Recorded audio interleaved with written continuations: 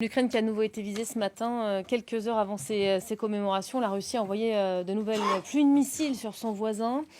L'essentiel des frappes visait Kiev. Kiev, où l'on retrouve tout de suite notre correspondante Emmanuelle Chaz. Bonjour Emmanuelle. Les autorités ukrainiennes qui affirment avoir abattu 23 des 25 missiles tirés, c'est cela?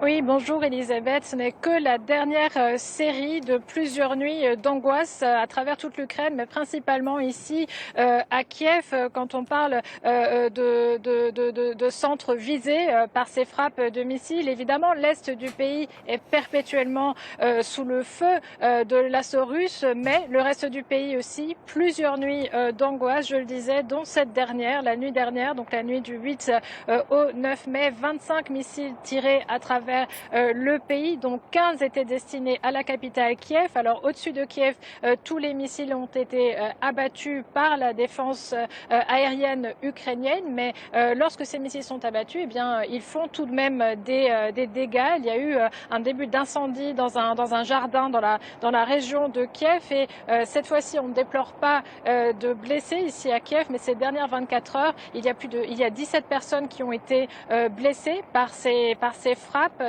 qui ont touché 139 objets à travers tout le pays. Voilà, des sirènes qui ont donc retenti juste avant, il faut le rappeler quand même, l'arrivée d'Ursula von der Leyen, qui est aujourd'hui l'invitée à Kiev en cette journée de l'Europe. Je crois que Volodymyr Zelensky s'est d'ailleurs exprimé depuis sur le sujet. Oui, tout à fait. Alors c'est une visite qui était attendue, même si c'est la 5e déjà d'Ursula von der Leyen. Ça montre vraiment une relation forte entre les institutions européennes et l'Ukraine, à un moment où aujourd'hui, eh bien, l'Ukraine a décrété que le 9 mai serait désormais la journée de l'Europe, au même titre que les États membres de l'Union européenne. C'est une décision qui a été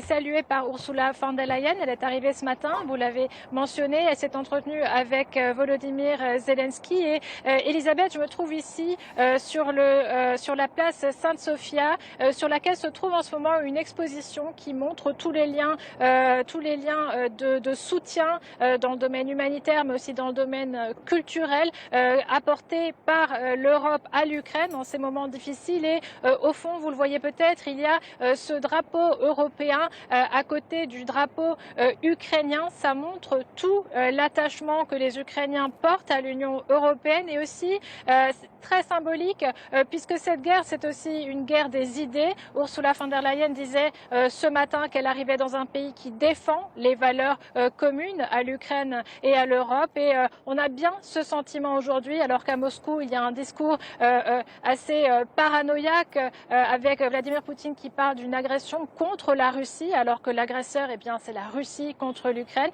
Ici, au contraire, on se tourne résolument vers l'Ouest, vers l'Union européenne. Et justement, j'ajouterai ces propos.